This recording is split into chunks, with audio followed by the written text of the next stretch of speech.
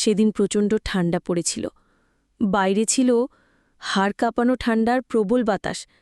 আমার ঘরের জানালা ঠিকমতো বন্ধ হচ্ছিল না, তাই আমার ভাগ্নি এসে বলল, মাম, আমি আজ আপনার ঘরে থাকতে চাই। তার কথা শুনে আমি তাকে আমার বিছানার একপাশে জায়গা করে দিলাম। রাত গভীর হতে তাপমাত্রা আরও কমতে শুরু করল। হঠাৎ সে বলল, মাম, ঠান্ডায় আর টিকতে পারছি না, আমি আপনার পাশে শুব। আমি কিছু না ভেবে তাকে পাশে জায়গা দিলাম। তারপর মাঝরাতে হঠাৎ সে আমাকে, আমি অর্পিতা, আমি দেখতে অনেক সুন্দর ছিলাম, গায়ের রং ছিল একদমই ফর্সা, নিজের শরীরের অনেক যত্ন নিতাম, তাই আমার তেমন বয়স বোঝা যায় না। আমি সবসময় হালকা পোশাক বা ছোট আকারের পোশাক পরতে অনেক ভালোবাসতাম, যা আমাকে আরও অনেক আকর্ষণীয় করে তুলত। সেদিন আমি শহরের একটি পার্কের পাশে গিয়েছিলাম। পার্কের পার্কিং এলাকায় অনেক ভিড় ছিল। আমি একটু এগিয়ে দেখি আমার পুরনো বান্ধবী সেখানে দাঁড়িয়ে আছে, আর তার ছেলে পাশে বসে রয়েছে। তার চেহারা দেখে মনে হলো হয়তো সে কোনো দুর্ঘটনার শিকার হয়েছে। আমি তৎক্ষণাৎ তাকে গাড়িতে তুললাম এবং হাসপাতালে নিয়ে গেলাম। তার অবস্থা খুব গুরুতর ছিল। হাসপাতালে পৌঁছে তাকে ভর্তি করালাম। ফর্ম পূরণ করার পর যখন আমি তার ছেলের পাশে বসলাম, তখন সে আমার দিকে তাকিয়ে মৃদু হেসে বলল, আপনি আমাদের জন্য যেন একজন দেবদূত হয়ে এসেছেন, ধন্যবাদ। ছেলেটির বয়স 15 হবে। সে হয়তো তখনও আমাকে চিনতে পারেনি। আমি তাকে বললাম, আমি তোমার মায়ের পুরনো বন্ধু। আমার এই কথা শুনে সে একটু স্বস্তি পেল। এরপর আমি তাদের পাশে থেকে যতটা সম্ভব সাহায্য করার চেষ্টা করলাম। সেদিনের সেই মুহূর্ত আমার জীবনে খুবই স্মরণীয় হয়ে থাকবে। এটা আমাকে আরও একবার মনে করিয়ে দিয়েছে জীবন কতটা অনিশ্চিত, আর সাহায্যের হাত বাড়িয়ে দেওয়া কতটা জরুরি। আমার নাম ঈশান। আমি সেদিন তোমার সঙ্গে দেখা করতে যাচ্ছিলাম, কিন্তু পথে একটি মর্মান্তিক ঘটনা ঘটে গেল। আমার বান্ধবীর ছেলে বলল, হাসপাতালে পৌঁছে যখন তোমার মায়ের খবর জানতে চাইলাম, তখন তুমি ভয় আর অশ্রুতে ভেঙে পড়েছিলে। আমাকে জড়িয়ে ধরে তুমি কাপা গলায় বলেছিলে, মাম, মা তো ঠিক হয়ে যাবেন, তাই না? ডাক্তাররা তোমাকে ভেতরে নিয়ে গেল কেন? মায়ের কিছু হবে না তো? তার এই প্রশ্নগুলো যেন আমার হৃদয়কে বিদ্ধ করছিল। আমি তার মাথায় হাত রেখে বললাম, চিন্তা করো না, আমরা সবাই তোমার মায়ের পাশে আছি, কিচ্ছু হবে না। আমার কথা শুনে সে একটু শান্ত হল। কিছুক্ষণ পর ডাক্তার বাইরে এলেন এবং আমাকে একান্তে তার কেবিনে ডেকে নিলেন। আমি আশঙ্কার সাথে তার কথা শুনছিলাম। ডাক্তার জানালেন তার মায়ের মাথায় আঘাত লেগেছে, আর সেই আঘাতের কারণে তিনি কোমায় চলে গেছেন। তার কথা শুনে আমি স্তব্ধ হয়ে গিয়েছিলাম। ডাক্তার আমাকে জানালেন যে আমার বন্ধু বৈশালীকে পুরোপুরি সুস্থ হতে সময় লাগবে কয়েক দিন, কয়েক মাস বা এমনকি কয়েক বছরও। তার অবস্থার গুরুত্ব বিবেচনা করে তাকে আইসিইউতে রাখা হয়েছে। ডাক্তারদের কথা শোনার পর আমি বাইরে এসে বৈশালীর ছেলের সঙ্গে কথা বললাম। তাকে বললাম, ডাক্তার বলেছেন তোমার মায়ের চিকিৎসা চলবে, আর তাকে কিছুদিন হাসপাতালে থাকতে হবে। আমার কথা শুনে সে উদ্বিগ্ন হয়ে বলল, তাহলে আমি কোথায় থাকব? মা যদি এখানে থাকেন, আমি একা কিভাবে থাকব?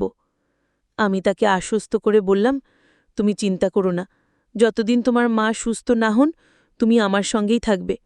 তোমার মায়ের জন্য হাসপাতালের সমস্ত দায়িত্ব আমি নেব, কারণ সে আমার খুব কাছের একজন বন্ধু।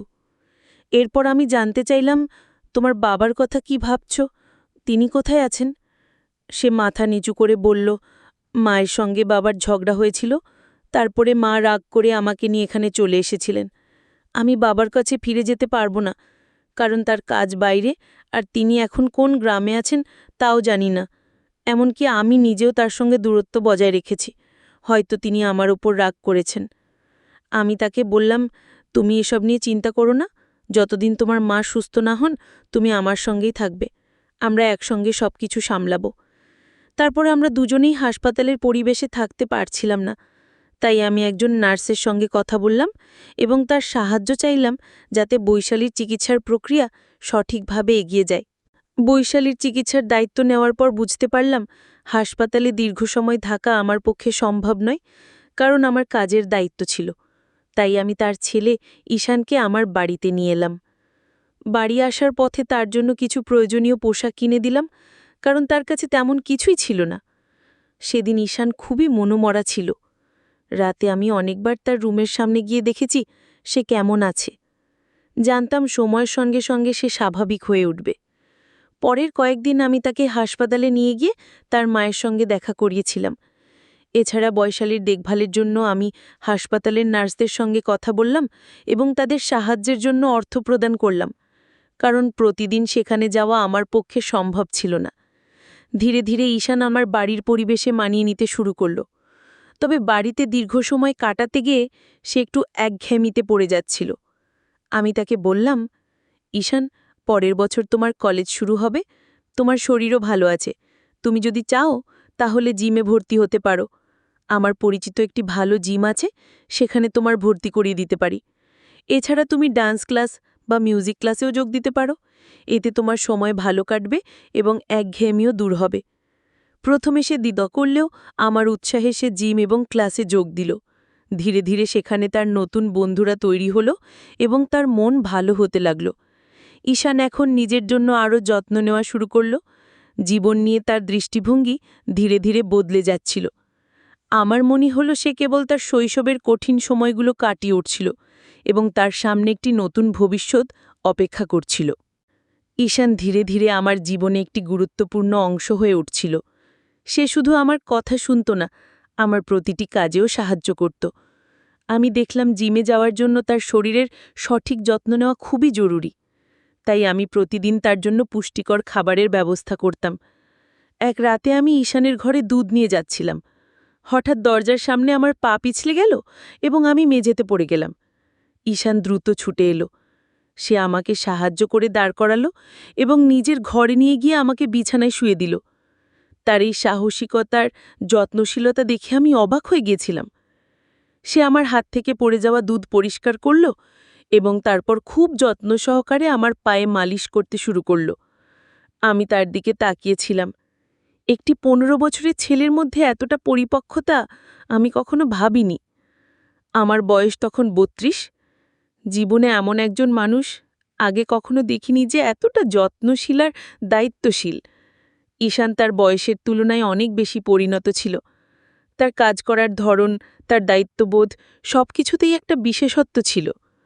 পায়ে মালিশ করার সময় আমি মৃদু হেসে বললাম, ঈশান, আমি তো তোকে সবসময় ছোট মনে করতাম, কিন্তু আজ তুই প্রমাণ করলি যে তুই কতটা দায়িত্ববান। তোর এই পরিত্যক্ত আচরণ আমাকে সত্যিই অবাক করেছে। সেদিন আমি প্রথম বুঝলাম, মানুষের বয়স নয়, তার মন আর কাজ করার দক্ষতাই তাকে আলাদা করে তোলে। ঈশানের এই যত্নশীলতা আমার জীবনের নতুন সম্পর্কের ভিত্তি তৈরি করল, যা শুধুই বিশ্বাস আর পারস্পরিক সম্মানের ওপর দাঁড়িয়েছিল। ঈশান ধীরে ধীরে তার জীবনকে নতুন পথে নিয়ে যাচ্ছিল। তার জিমে যাওয়া আর নিয়মিত পুষ্টিকর খাবার গ্রহণের ফলে সে শরীরের শক্তি আর মনে আত্মবিশ্বাস অর্জন করছিল। একদিন মজা করে আমি তাকে বললাম, ঈশান, এত শক্তি তোর কোথা থেকে আসে? তুই কি খাস যে এত তাড়াতাড়ি এত শক্তিশালী হয়ে গেছিস? সে হেসে বলল, মাম, আমি এখন আর ছোট নেই, আমি বড় হয়ে গেছি। তুমি এবং আমার মাকে যেভাবে সাহায্য করেছেন তার জন্য আমি তোমার কাছে চিরকৃতজ্ঞ। আমি এখন তোমার জন্য কিছু করতে চাই। তার এই কথাগুলো আমাকে স্পর্শ করল। ঈশান তার কৃতজ্ঞতা প্রকাশ করার পাশাপাশি আমাকে সম্মানও করছিল। এরপর সে আমাকে বলল, মাম, যদি তোমার আপত্তি না থাকে আমি রাতে তোমার ঘরে থাকতে পারি? যদি তোমার কোনো সাহায্যের প্রয়োজন হয় আমি পাশে থাকব। ঈশান সত্যিই খুব যত্নশীল আর সাহায্যপ্রবণ ছিলে। আমি তার প্রস্তাবে সম্মতি দিলাম। বাড়িতে আমি একাই থাকতাম, তাই আরামের জন্য হালকা পোশাক পরার অভ্যাস ছিল। ঈশান বাড়িতে থাকার সময়ও আমি আমার স্বাভাবিক অভ্যাসে কোনো পরিবর্তন আনিনি। রাতে ঈশান মৃদুস্বরে বলল, মাম, আমাদের জিম ক্লাসে অনেক মেয়ে আসে যারা স্টাইলিশ পোশাক পরে, কিন্তু আমি কখনো তাদের নিয়ে তেমন কিছু ভাবিনি, কারণ তারা তোমার থেকে তুলনামূলকভাবে কম সুন্দর মনে হয়। তুমি সত্যি খুব সুন্দর। তোমার পরা পোশাক সবসময় তোমার ব্যক্তিত্বকে আরও আকর্ষণীয় করে তোলে। তার এই সোজাসাপটা এবং প্রশংসাসূচক কথা শুনে আমি মৃদু হেসে বললাম, তোর কথা শুনে ভালো লাগলো ঈশান। সেদিন আমি বুঝলাম ঈশান শুধু শারীরিকভাবে নয়, মানসিকভাবেও অনেক পরিণত হয়েছে।